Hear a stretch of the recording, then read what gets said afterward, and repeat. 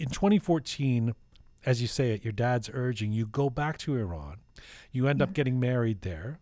You're building your blog, and your social media presence is growing massive, especially by the standards of that time, 5 or 6 years ago. For you on Instagram to have 180,000 followers was huge. You end up having 2 galleries in Tehran. Then suddenly, everything stops. What happened in 2018? Okay, the government and the Ershad organization told me that this is against Islamic Republic of Iran's law, because you are spreading fashion. You are spreading that people can wear like mantoy jolobaz, like open mantos in the street. You are changing the street style. So I was like, okay, many people in Iran are having blogs with, like, let's say, not wearing mantos. So how come you don't like arrest them? And you came to me, and they said that because they are spreading the fashion that they can have at their homes, but you are spreading the street style fashion. So this is the point. Who tells you this, by the way? Does somebody came to your house, and or I mean, how do they find you and talk to you? Actually, by that time, I had 2 galleries. So one of them was Boutique Moon. So they came to my gallery, and they asked me that you should give all your Instagram accounts. So just like and I that, said, just like that, they come up yeah, one day and say that to you.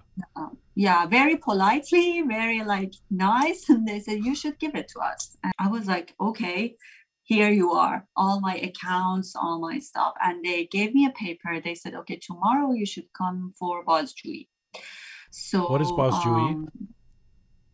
Bazjui is there's a guy sitting in front of you. Like an interrogation, like a questioning.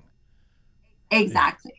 Exactly. Can I just stop the story for a second? Because, there are people who, because of their work or because of their interests or because they're somewhat rebellious and they push the envelope in general, who know that there may be risks if they're, even our dear Babak Amini, when he returned to Iran that time and he was arrested, he says, I knew there might be some issues because I was touring with Gugush and all of that. And did you have any sense that this was going to happen to you? No, never ever. Because in all my photos and picture, I was wearing montum sari. So that was really shocking to me. I was wondering that maybe sometimes they come to me and they say, okay, Bahar, you should have more hijab. Right, That's it. right. Not like doing all this to me for 2 years. And they banned me from traveling outside of Iran for nothing. And I had So wait a such. second. You'd been doing this already. For what changed? Why did they suddenly decide that you're a problem? I don't know, maybe the followers, but that time that Instagram was not that much popular in Iran, the followers raised, and it came to like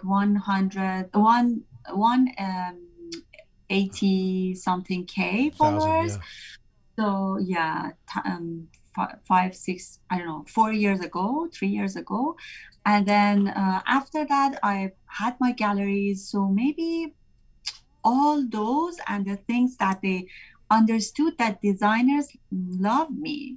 I mean, they had some emotional relations with me. They support you're me becoming influential, and that's the threat. in the field of fashion. Yes,